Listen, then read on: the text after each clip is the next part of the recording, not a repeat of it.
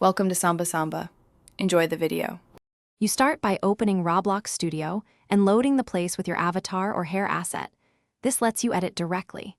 You should select the hair mesh or accessory in Explorer so Properties displays material and texture fields. Once selected, change the surface appearance or texture ID if it uses an image, or edit the color 3 value for simple meshes.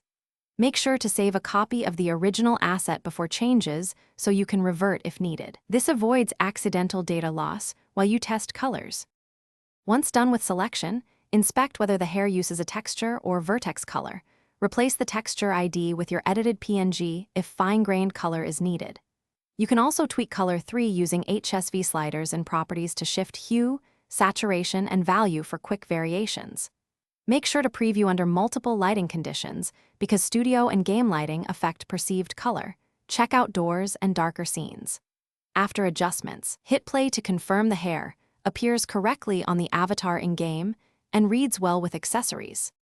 To finalize, export your texture at a consistent resolution like 1024 x 1024 and re-upload to Roblox.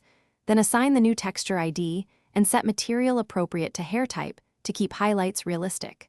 Publish the place or update the asset and test on a live server with various avatars to ensure compatibility.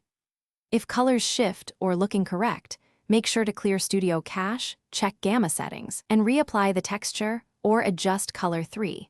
This fixes common issues caused by compression or light. Thanks for watching. Consider subscribing if we helped you.